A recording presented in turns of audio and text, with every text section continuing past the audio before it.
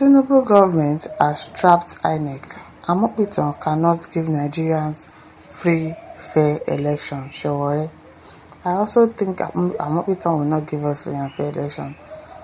But I don't know. Should I say we should give him the benefit of the doubt? I don't trust him too. Human rights activist and former presidential candidate Omoyede Sowore has said that Nigeria's Independent National Electoral Commission (INEC) is effectively trapped under the control of the administration of President Bola Tinubu. Sowore noted that INEC chairman Professor Joash Amopitan could not do anything different from his predecessors as he lacks the independence to deliver free, fair and credible elections to Nigeria. Imagine that you have independence in your name but you are not independent.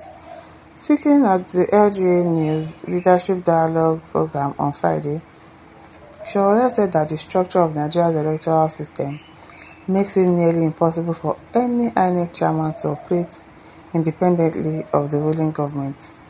I met Amopitan in person and it is by miracle that Amopitan will do something different from his predecessor because it is a system, Sowore said. He questioned the neutrality of the Electoral Commission, stressing that key political appointments within the Commission and security apparatus of the INEC chairman were made and remain under the influence of the ruling party. Who appointed his chief of staff for him? Who appointed his spokesperson for him? It is still the Tinubu government. Who appointed his DSS and the police details? It is the ruling government, he said. It is also the ruling government that appointed all the INEC commissioners before he came. It is the ruling government that appointed the state commissioner that he has now. Amopitan by himself cannot do anything different. Sowore maintained that meaningful electoral reforms will not come from within the system but from citizens willing to actively defend their vote. He said, but the people en masse cannot force anybody to do whatever they want. If people don't want elections to be rigged, there must be mass participation and get to the next level of resistance. Voters have to vote and risk their lives to stay around to make sure that the election results are not rigged and that the ballot boxes are not taken somewhere else and stuffed with fake votes. It is almost going to be a revolution to have a free and fair election in Nigeria. That is revolution by the ballot. When Amopitan assumed office as INEC chairman, he pledged to rebuild public confidence in the commission and strengthen the integrity of Nigeria's election. He promised greater transparency in results collation and transmission, improved use of technology, and strict compliance with the Electoral Act. Amopitan also assured stakeholders that INEC, under his leadership, would retain impartial and insulated from political interference, vowing to uphold professionalism and accountability. However, Sowore's remarks underscore growing skepticism among opposition figures and civil society actors about whether those commitments can be realized within what they described as a political constrained environment. Sowore's remarks also comes amid nationwide outrage against Tinubu signing into law the controversial Electoral Act 2022 Repeal and Reenactment Bill. Tinubu's signing of the Electoral Bill into law on Wednesday, February 18, despite public rejection, followed the passage of the bill by the National Assembly after months of intense deliberation, public scrutiny, and political debates across the country. There have also been protests in Abuja against the passage of the controversial bill. The High Court had previously reported that the Nigerian Senate on Tuesday, February 17, passed the Electoral Act 2022 Repeal and Reenactment Bill 2026, following hours of tense deliberations, procedural disputes, and a heated row over Clause 60, which deals with the electronic transmission of election results. Proceedings took a dramatic turn when Senator Inaya Baribe, ADC, Abia South, demanded the division of Clause 60, triggered a rowdy session in the upper chamber.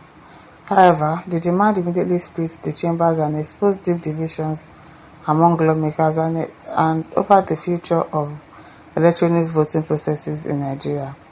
It was reported that the Senate President, Godswill Akpabio, said he was under the impression that The demand for a division on the clause had earlier been withdrawn.